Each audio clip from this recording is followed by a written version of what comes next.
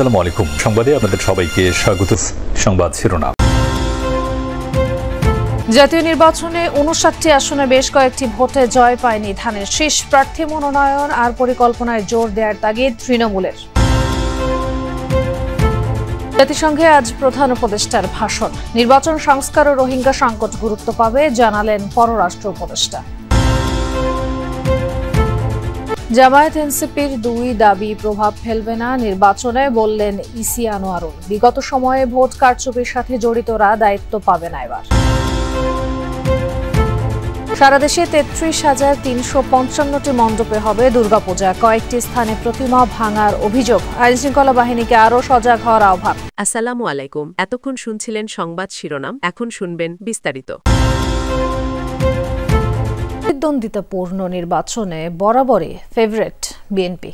২০০-র বেশি আসন অথবা ন্যূনতম ব্যবধানেও সরকার গঠন করেছে কয়েকবার। তবুও অন্তত ৫৯টি আসনে সাফল্যের তুলনায় হতাশা সঙ্গী হচ্ছে দলটির। বারবার হাতছাড়া হওয়া এসব আসনের মধ্যে রংপুর বিভাগে আছে ২০টি আর ঢাকা বিভাগে ১৪টি। এসব আসনে প্রার্থী মনোনয়ন আর সাংগঠনিক কর্মপরিকল্পনায় জোর দেওয়ার আহ্বান তৃণমূলের। নেতারা বলছেন, অঞ্চল ভিত্তিক মানুষের অন্ধ আবেগের বহিঃপ্রকাশ ঘটেছে অতীতে। প্রত্যাশা, আগামী নির্বাচনে ঘটবে না তেমন কিছু। ৯০-এর গণ অভ্যুত্থানের পর ৯১-এর সংসদ নির্বাচনে জয়ী হয়ে সরকার গঠন করে বিএনপি। ১৯৯৬ সালে আন্দোলনের মুখে সংসদ ভেঙে দ্বিতীয় দফা নির্বাচনে হেরে গেলেও বিপুল জয়ে ফিরে আসে ২০০১-এ। আলোচিত ১/১১-এর পর ২০০৮-এর নির্বাচনে পার হতে পারেনি বৈতরণী। এরপর ২০১৪, ২০১৮ এবং ২০২৪-এর নির্বাচন ছিল প্রশ্নবিদ্ধ। জয় পরাজয় ভোটারের পছন্দ হলেও ৫৯টি আসনে পরপর ৪ বার হেরেছে ধানের শীষের প্রার্থী। বিভাগের হিসেবে রংপুরে ২০টি, সিলেটে ৯টি, খুলনা ও বরিশালে সমান সংখ্যা ৫টি, রাজশাহীতে ১টি, চট্টগ্রামে ২টি, ময়মনসিংহে ৩টি এবং বৃহত্তর ঢাকায় ১৪টি। তৃণমূলের কর্মীদের এ নিয়ে যেমন আক্ষেপ আছে, তেমনি বেড়েছে প্রত্যাশাও। সেই সময় আমাদের এলাকার সাংগঠনিক দুর্বলতাও ছিল। তৃণমূল পর্যন্ত আমরা বিএনপি শক্তিশালী করার জন্য কাজ করেছি এবং তার ফসলও আমরা পেয়েছি। দিনে দিনে জাতীয় পার্টির ভোট ব্যাংকগুলো ভেঙে চুরমার হয়ে গিয়েছে এবং এগুলো বিএনপিমুখী হয়েছে জনগণ। দাঁড়ে দাঁড়ে যাচ্ছে, ডোর টু ডোর আমরা যাচ্ছে, মানুষকে বোঝাচ্ছে। কুড়িগ্রামের মানুষ আগামী দিনে বিএনপিকে ক্ষমতায় দেখতে চায়, বিএনপির রাজনীতির সঙ্গে সম্পৃক্ত হতে চায়। রাতে জাতিসংঘ সাধারণ পরিষদে বাংলায় ভাষণ দেবেন অন্তর্বর্তী সরকারের প্রধান উপদেষ্টা ডক্টর মোহাম্মদ ইউনূস। ফেব্রুয়ারিতে ভোটের মাধ্যমে নির্বাচিতদের হাতে ক্ষমতা হস্তান্তরে সরকার যে বদ্ধপরিকর, ভাষণে সেই বার্তা বিশ্ববাসীর কাছে স্পষ্ট করা হবে। সেই কথাই যমুনা টেলিভিশনকে জানিয়েছেন পররাষ্ট্র উপদেষ্টা তৌহিদ হোসেন। চলমান সংস্কার আর বিচার প্রক্রিয়ার পাশাপাশি রোহিঙ্গা সংকটও ভাষণে গুরুত্ব পাবে মত উপদেষ্টার।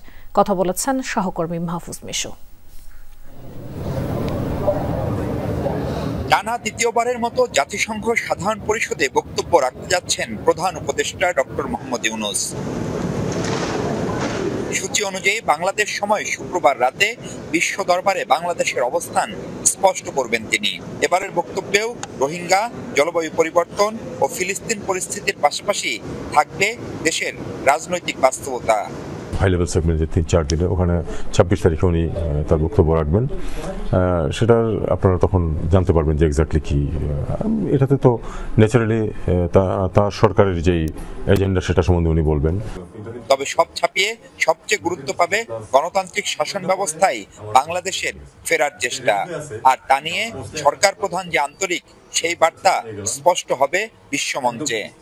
উনি ডিটারমিন যে ইলেকশনটা উনি করবেন ওই ফেব্রুয়ারিতে, এবং ইলেকশন করা মানে হলো যে নির্বাচিত সরকারের হাতে উনি ক্ষমতা হস্তান্তর করবেন, যেটা ডে ওয়ান থেকেই তো মূল লক্ষ্য ছিল, যে কিছু রিফর্ম এবং তারপরে একটা ভালো নির্বাচন করে নির্বাচিত যারা হবেন, জনগণ যাদেরকে ভোট দেবে তাদের হাতে ক্ষমতা হস্তান্তর করা।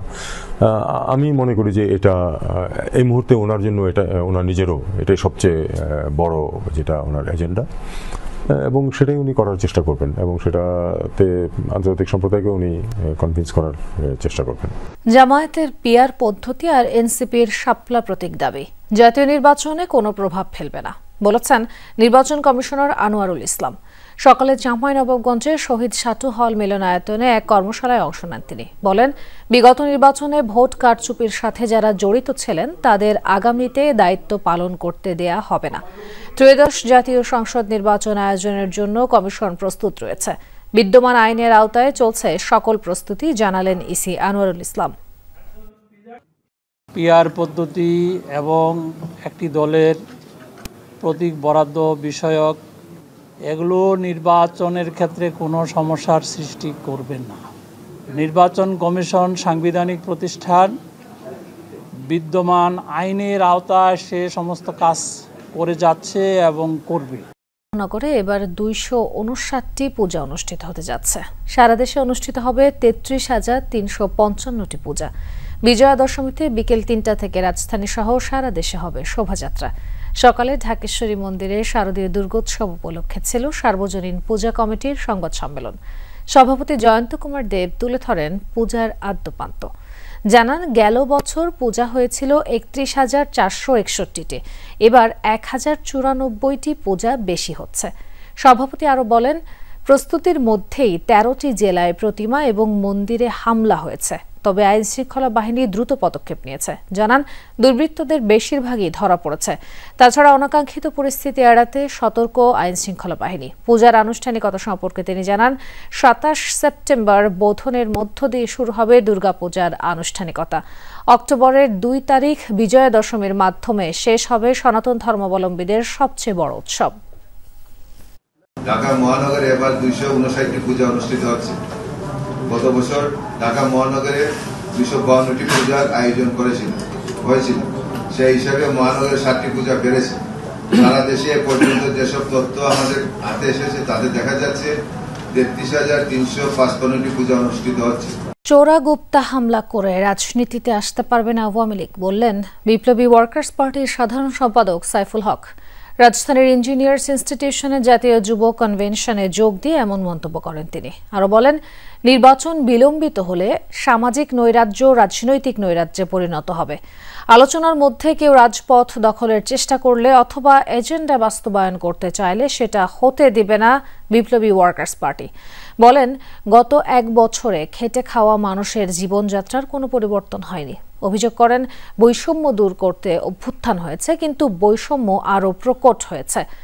তরুণদের মব সন্ত্রাস, চাঁদাবাজি, দখলদারিত্বে ব্যবহার করা হচ্ছে এমন অভিযোগ করে সাইফুল হক বলেন, ক্ষমতায় যাওয়ার হাতিয়ার হিসেবে তরুণদের ব্যবহার করা হচ্ছে। আওয়ামী লীগের উদ্দেশ্যে বলতে চাই, দেশে আপনারা চোরাগপ্তা কায়দায় মিছিল করছেন, বিক্ষোভ করছেন, আর বিদেশে যে সেখানেও আপনারা সরকার যখন যাচ্ছেন, বিভিন্ন দলের নেতারা যাচ্ছেন, তাদেরকে আপনারা অপদস্থ করছেন, হেনস্থা করছেন। এইভাবে চোরাগপ্তা হামলা করে, আক্রমণ করে আওয়ামী লীগ রাজনৈতিকভাবে পুনর্বাসিত হতে পারবে না। দীর্ঘ 15 বছর ধরে ফ্যাসিস্ট শেখ হাসিনা দেশ জুড়ে যে লুটপাট ও হত্যাযজ্ঞ চালিয়েছে তার বিচার নিশ্চিত করতে হবে বলে জানিয়েছেন গণসংহতি আন্দোলনের প্রধান সমন্বয়ক জোনায়েদ সাকি। সকালে জাতীয় প্রেস ক্লাবের সামনে থাকা প্রাইভেট কার চালক ইউনিয়নের 1 বছর পূর্তি উপলক্ষে আয়োজিত সমাবেশে এই মন্তব্য